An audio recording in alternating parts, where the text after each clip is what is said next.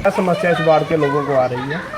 पहले तो मैं थोड़ा मीडिया बंदियों का धन्यवाद करना जेड़ा तुसीं हर मुश्किल टाइम च साढ़े कोल आंदे हो और हर गली मोहल्ले की समस्या की अज की जी समस्या है अज का जड़ा कि डिपू जेड़ा राशन सरकार ने गरीब लोगों वास्ते सुविधा वास्ते ये गरीब लोगों की राशन के डिपू दिते वो समस्या कि ये डिपू वाले परवाह नहीं करते। मैं एडी फूड कन्नै थोड़े माध्यम ने सुनाना चाहना कि एड़ा राशन का डिपू है पिछले दिन इलैक्शन का दौर आ उसले जो असीं इलैक्शन च हे उसले भी साढ़े जो विधायक ने उसले इलैक्शन लड़ा दे मेरी इत्थे मीटिंग हुई वार्ड नंबर 12 के अंदर मैं विधायक साहब भी आख्या कि राशन का डिपू घट तो घट महीने का 15 दिन खुलना चाहिए कम से कम अब तो पूरा महीना खुलना चाहिए उनकी ड्यूटी है उन्हें अपनी ड्यूटी करनी चाहिए अगर वो नहीं कर सकते पिछले दिन आश्वासन दिता इन्हें कि 10 तरीक के बाद डेली खुलेगी रोज़ खुले करके डिपू और घट तो घट 20 दिन महीने खुले देखो तुम अज भी हूँ मौके पर आए हो डिपू बंद है लोग खज्जल होइए जा रहे लोग आते इतने पुछते आते पता नहीं कदों खुलना कदों नहीं खुलना इस वास्ते जी लूट खसूट जी इन्हें मचाई दी है इस लूट खसूट पर अंकुश लगना चाहिए इनका एको ही मतलब होंदा कि महीने का एक दिन खोलना जेड़ा आई आ लेई आ जेड़ा रही आ रही आ बड़ियां समस्या ने कई बार कुछ का अंगूठा नहीं लगता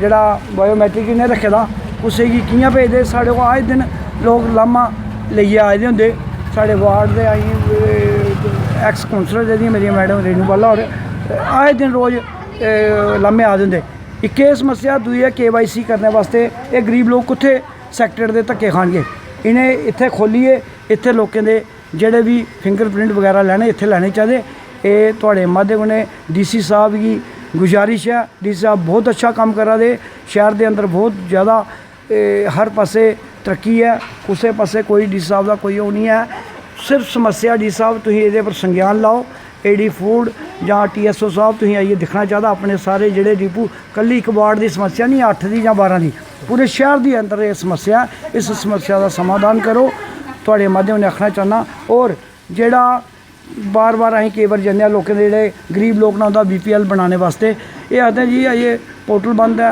अजे खुला दा नहीं ये कि तरीका है मैं आखना वार्ड वाइज TSO साहब आन वार्ड वाइज कैंप लान गरीब लोगों के जोड़े गरीब लोग दिहाड़ी तोड़िए आए दिन उत्थे सैक्टर के धक्के खा दे होंगे उनके महल्ले एक टाइम रखन रिस्पांसिबल बंदे जां जेह्ड़े एक्स काउंसलर ने जां जेह्ड़े पंच सरपंच पिंडे जां उनेंगी टाइम दे देन कि इस दिन तुसीं लोकें गी बोली ना ताकि लोग एक दिन अपना दिन तोड़िए पूरा अपना काम करान जिंदा BPL की जरूरत होंदा BPL बनना चाहिए जिंदी APL की लोड़ है APL बनना चाहिए राशन की खासकर समस्या राशन पूरे महीना मिलना चाहिए यो एक बड़ी और बहुत बहुत धन्यवाद थोड़ा जी जेड़ा तुसीं इस चीज़ की कवर करना है।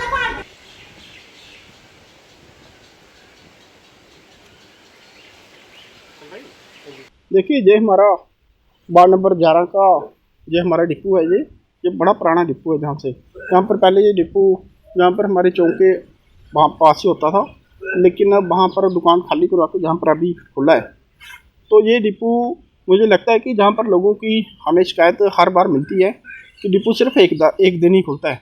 कई बार हम विजिट भी करते हैं जहाँ पर काफ़ी रश होता है, क्योंकि रश तो ऑटोमेटिकली रश होगा। अगर सबके माइंड में यही होगा कि डिपो एक दिन खुलेगा तो ऑटोमेटिकली सारे लोग एक ही दिन में अपनी दिहाड़ी तोड़ कर आते हैं।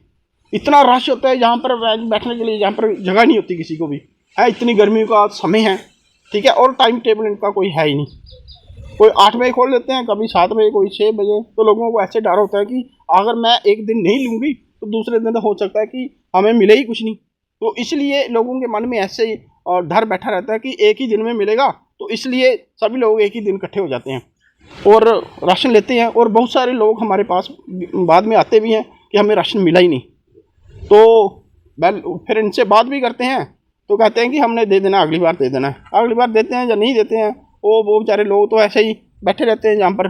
तो कहने का बात यह है कि मैं यहाँ पर डीलर की इतनी गलती, मैं डीलर की शायद नहीं निकालूँ जितनी गलती मैं इस एडमिनिस्ट्रेशन की निकालना चाहता हूँ।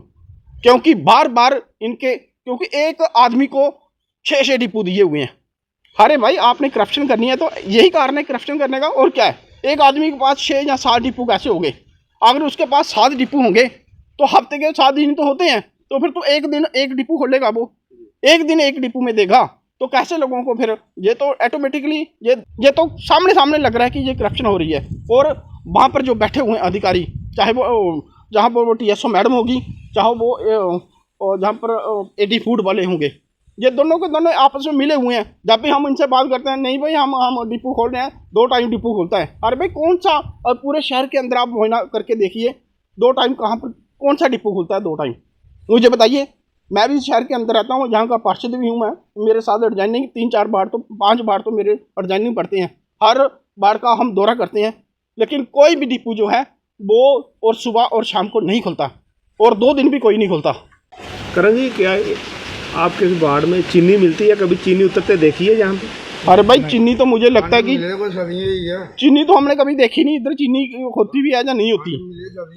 यहाँ पर लोग बेचारे सिर्फ उनको कणक मिलती है, वो कणक लेते हैं, तो जहाँ फिर चावल चुवल कोई बस।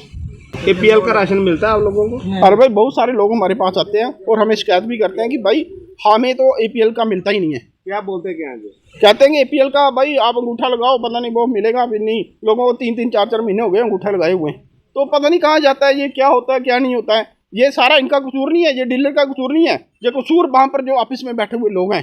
के बाहर कोई रेट लिस्ट वगैरह भी नहीं लगाई गई? हर ये देखिए, जहाँ पर ये डिपो के अंदर मैडम कोई हफ्ते के 2 चक्कर वो मैडम भी लगाती है, वो जो TSO मैडम है, तो उसको दिखाई नहीं देता यहाँ पर क्या है। ये इस दुकान के अंदर कोई है रेट लिस्ट लिखी हुई है, टाइम टेबल लिखा हुआ है, APL का क्या रेट है, BPL का क्या रेट है, वो AWY किन लोगों को मिलता है। मैं कहता हूँ AWY का सबके नाम भी यहाँ पर होने चाहिए।